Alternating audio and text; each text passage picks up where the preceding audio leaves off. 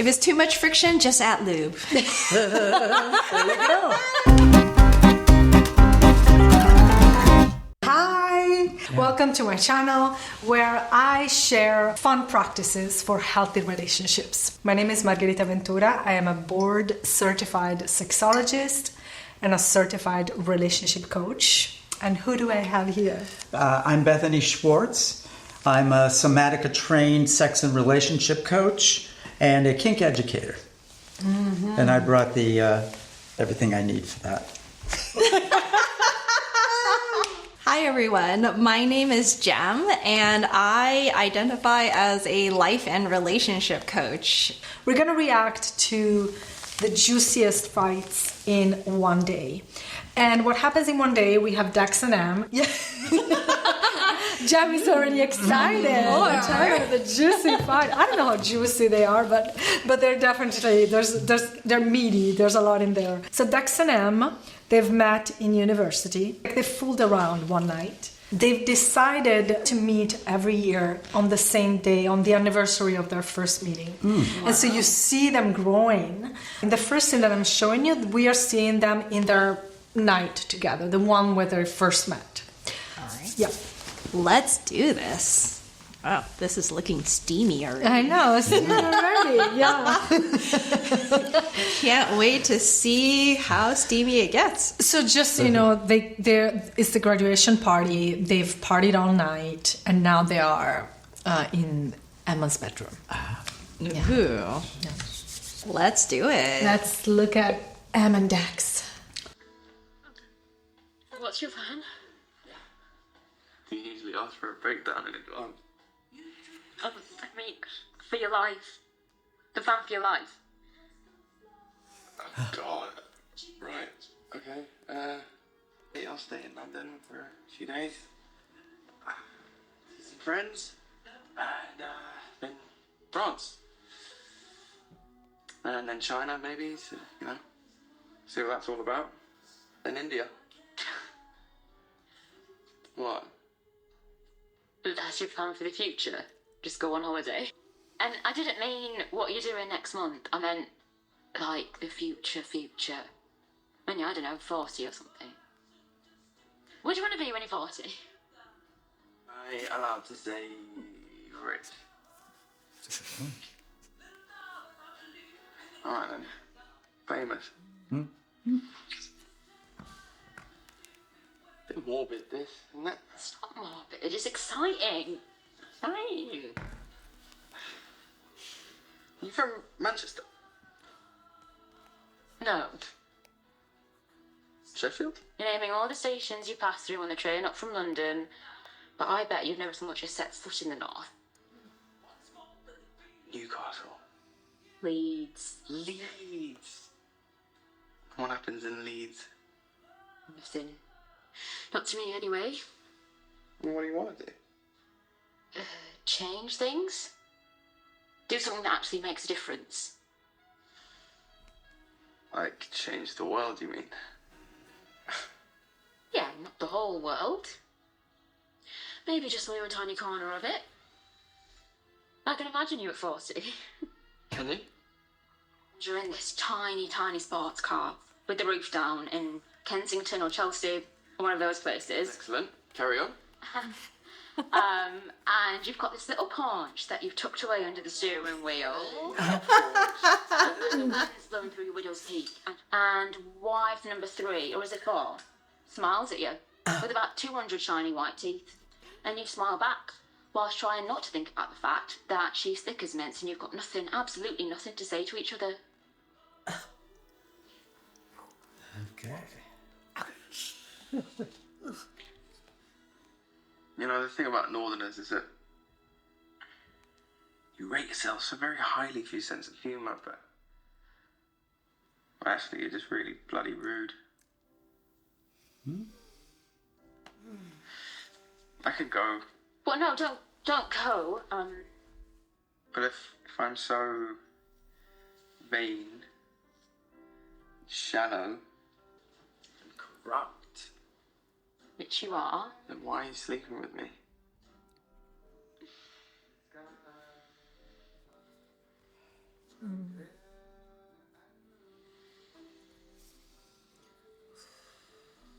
Wow.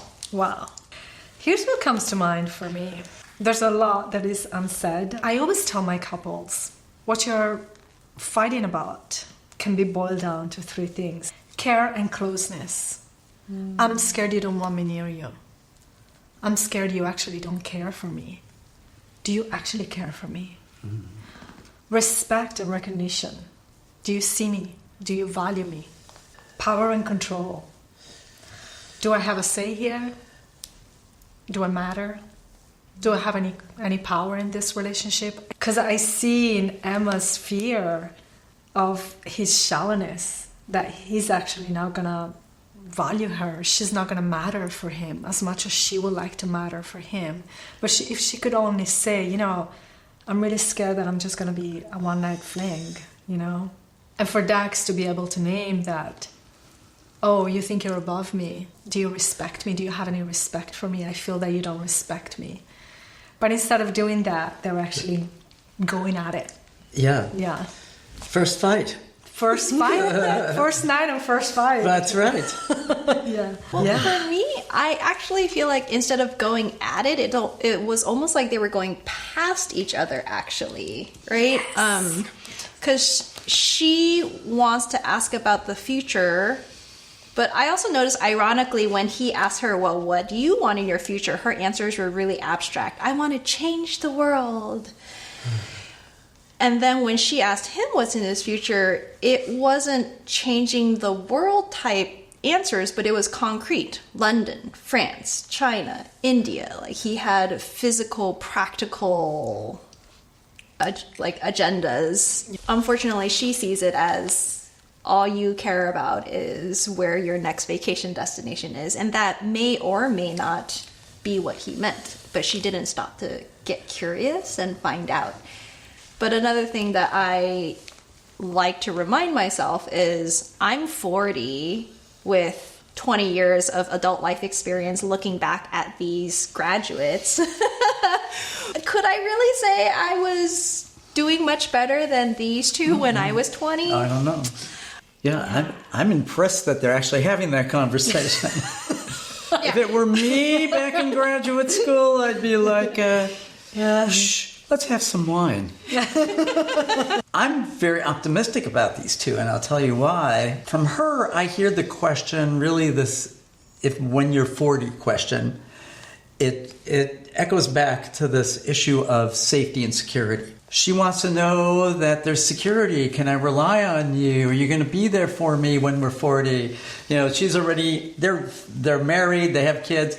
And then from his perspective, I hear it as he's ready for adventure. I think he is ready for all the growth that you said.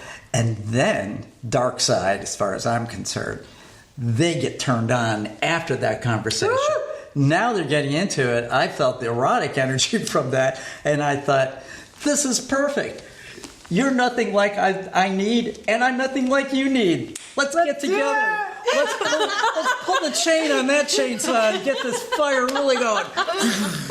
If I was to work with them right now, if they came to me and say we have an imbalance, I would definitely look at the power balance aspect of it. What does she need to say, do to feel safe? What does he need to know about that? Yeah. And then she would need to know, how do I help you be vulnerable? How do I help you be, authentic? If I were to do it kinkfully, I would play some scenes with them because I would identify with them what's at the bottom, the core desire. She wants to feel safe. He wants to have adventure. Can we do this together? And look at those and can play different roles or set up different dynamics, which would also be distracting in a way because it takes the content out. And then I get to use this. Somebody does. Somebody's gonna end up using that. I'm just waiting for that. I foresee M. M, I think, has the seeds of a dom in her. I think so. Oh, definitely. So in the next scene, we are seeing them years later. They're in that weird stage of adulting. We meet adulting. It's like probably 25. It's one of those nights where they're celebrating their anniversary again. So they went out. The evening wasn't great. Lots of friction at the table, but not sexual friction. Em has stormed out of the restaurant, and Dax is chasing after her. And they end up in this alley.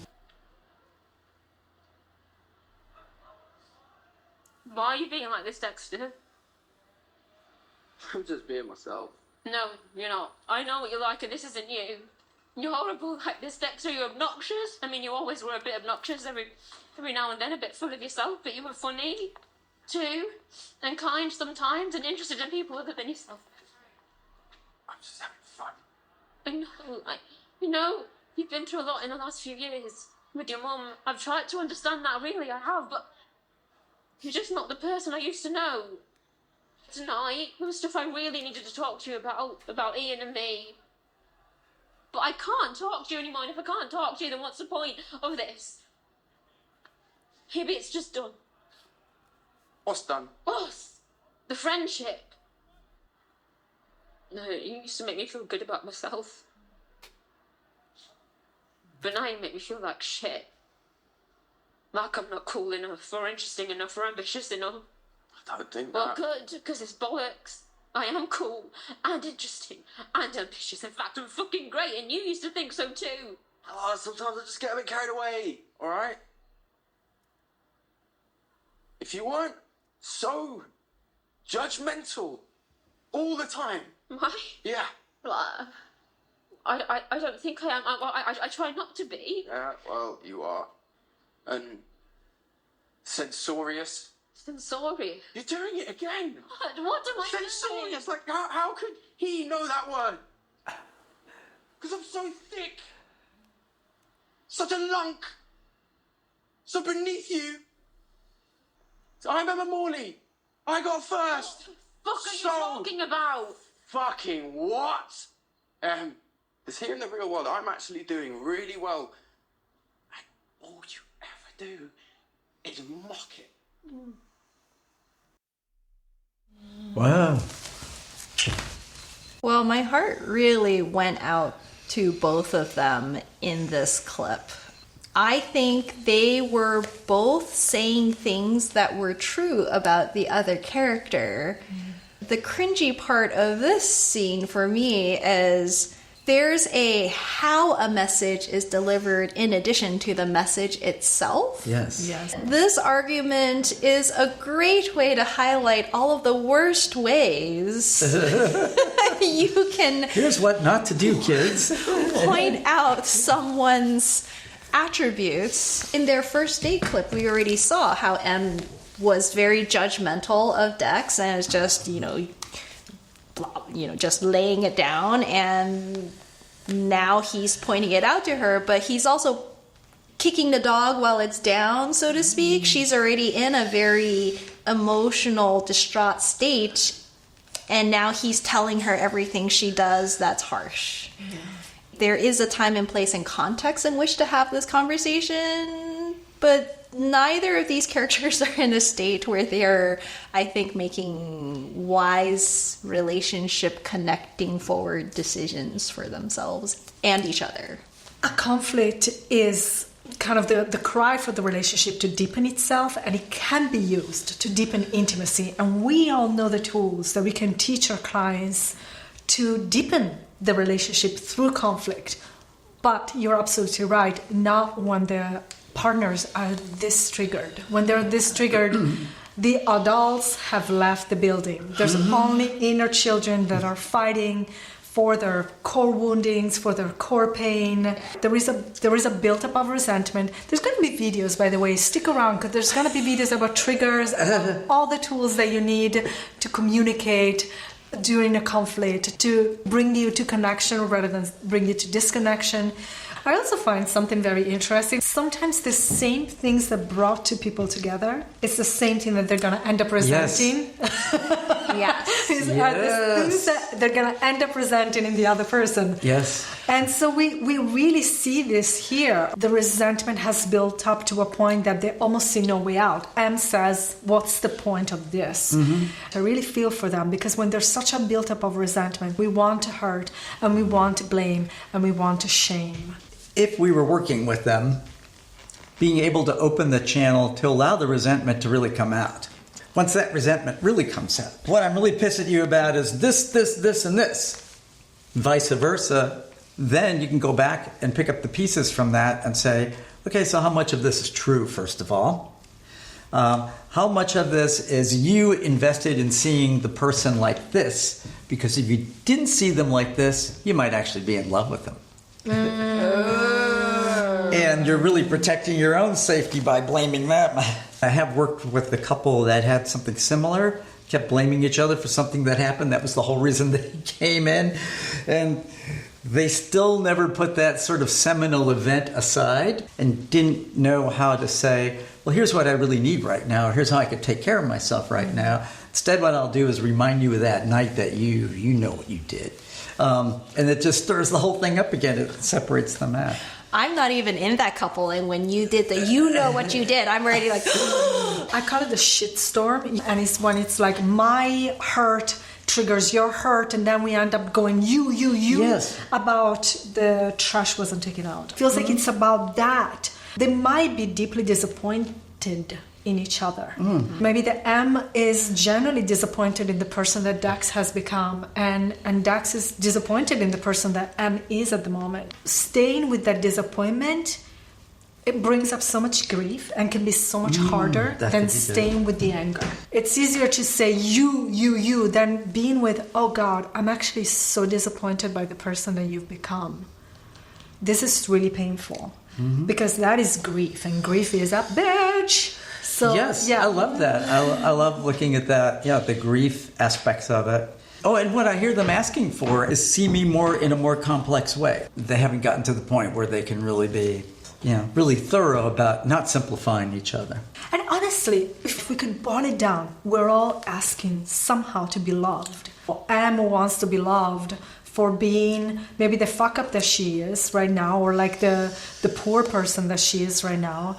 And Dax wants to be loved for the party animal that he is at the moment. I haven't watched the show, but I'm inferring that their annual get-together is when they get to shed all of that societal expectation and be able to be with someone who doesn't expect all of that from them. That's why they are extra raw in this scene, because they came here needing to be seen as more than societal expectations, and what they got from each other were cat claws. Yeah, right. The affirmations never took place. It actually magnifies the pain, because Yes. not only did you actually spend all that effort to bare yourself to this person, you got punished for it. Yeah, and you're still alone. Yeah, I feel that that's why I call my two best friends all the time, because I feel that I want to be met in every part of me, the fuck ups, the challenging aspects of my personality, to which they go, we can't stand that about you. Well, there's a power when someone you love can say, Margarita, you're doing the thing again, and then you can sort of be like, oh, okay. Yeah. Someone who truly understands me is reminding me.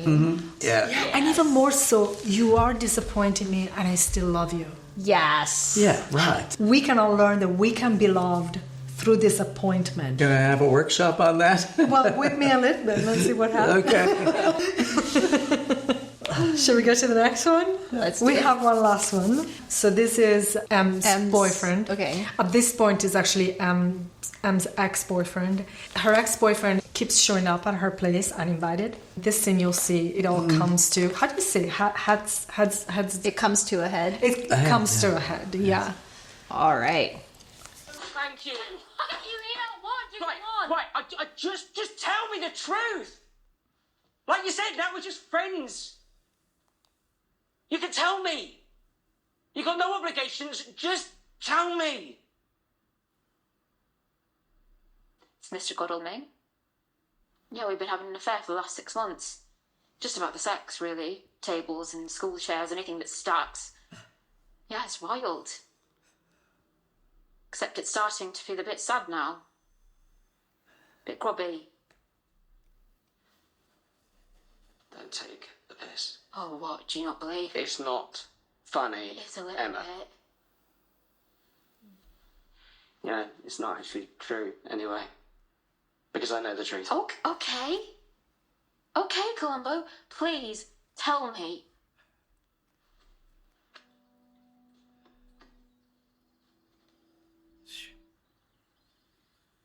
Well, you just went through my private things. No, I didn't need to. It's so bloody obvious the two of you just wait to get me out of the way. What are you talking about? Dexter. For God's sake. Always him. We haven't seen each other in a year. I don't believe you. To say nothing of the fact that he's got a No, girlfriend. not anymore. I saw her in the paper. He and Suki, they've broken up. I don't care. As if. I don't care who he goes out with. We're not even friends. Oh, is that right? Anything felt possible in the cool of the Aegean, tingling from the sea and the salt. You just struggled to put a rhyme, but Aegean there. Oh, to rest my face in the hollow of your back. You read my notebooks. Well, what is it you expect? I expected some trust, and I expected you to have some dignity and self-respect. If you ever turn up here again, I swear I will call the police. Oh, yeah, well, go on then. Call them. This is my back too. Is it? Why is it? You sat around all day frying and baking, watching videos, feeling sorry for yourself. I chipped in. Oh, well, it wasn't enough. It was never enough. This was our home. I was never happy herein. I just got stuck. We both did. Why are you saying these things? Surely you can see that. No. I still love you.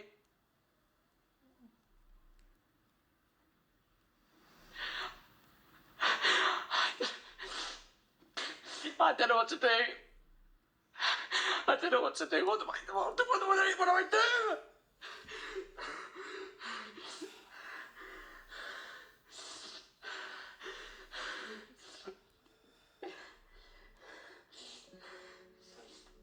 Wait.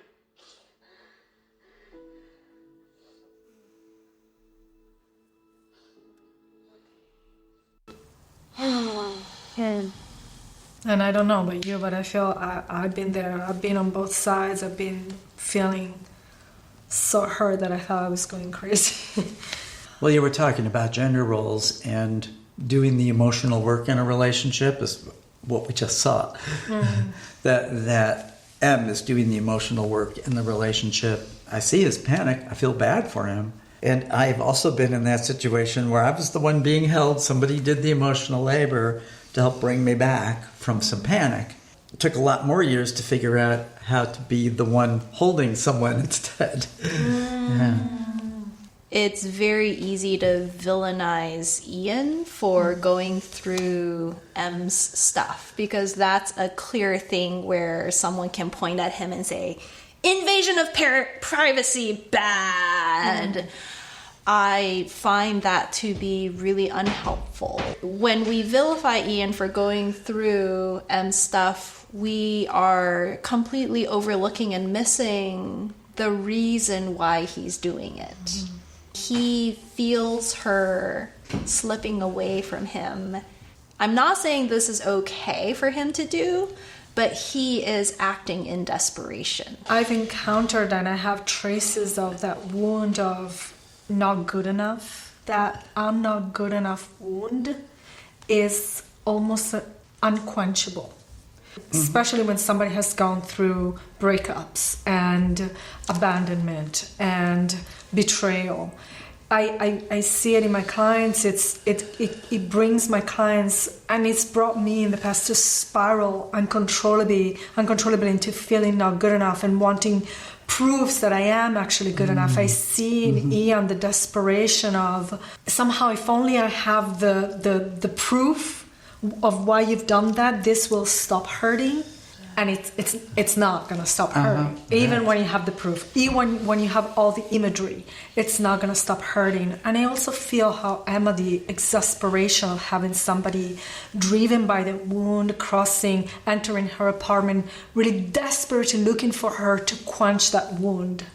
Well, in reality, she cannot quench that wound. And in fact, he keeps going to her and probably hurting himself again. Here we would work probably with attachment, with abandonment, with really bringing the right care to that wound so that it can calm down. The worthy piece that I'm not enough comes from much younger, comes from a whole different situation. Couples make a subliminal contract to fill those holes for each other, or to annoy those holes in each other. It's like, hey, let's make a deal. Will you make me feel, like I've been abandoned several times during this? Yeah, I could do that. Okay, will you help me feel like I've been disregarded, disrespected, and attacked? Yeah, cool. We're on. All we can do is understand how we can adjust for each other. We know you have senses of abandonment, so I'll be careful about, what I say and how I approach you so that you don't feel that terrible wound and vice versa. Such a good point. Brittany, all of a sudden you're Brittany. Such a good I'll be point. Brittany. It's Brittany, Let me bitch. bear my midriff. Such a good point, Bethany, because I feel that there's such a power when we work with our clients and we can help them in a relationship see the hurt inner child of their partner and not look at it with disgust, but look at it with love and compassion.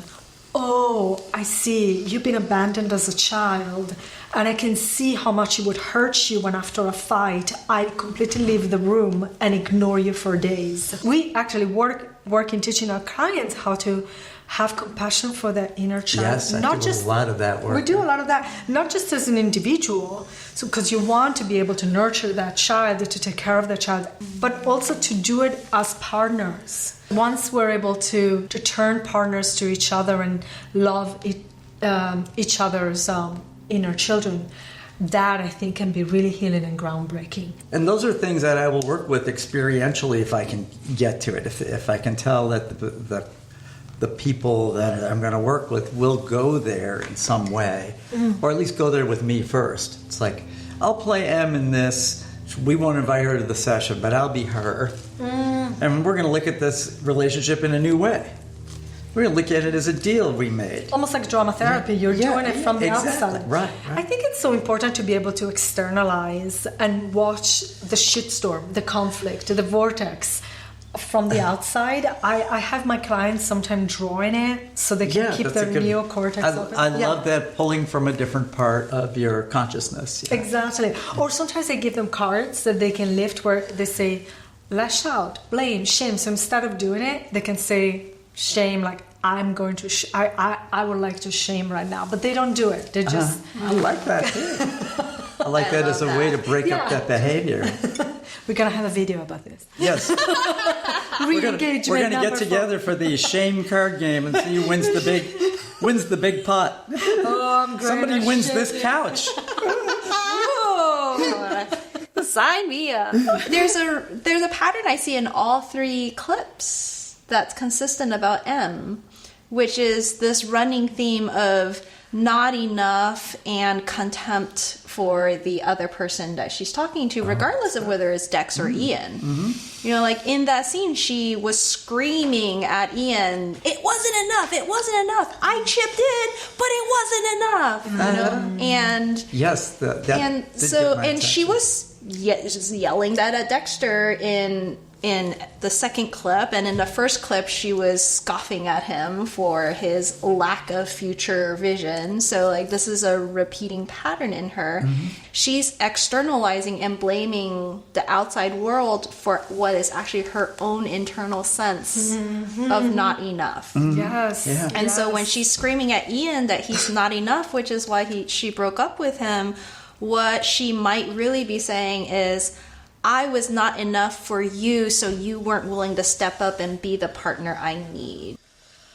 Thank you so much. So this was Relationship Coaches React to. We're going to have more coming up, more movies. Thank you for being here, and hopefully you've had fun watching us. You've learned something maybe that has helped you in your relationship. And anyway, we'll see you in the next videos. Okay, thanks.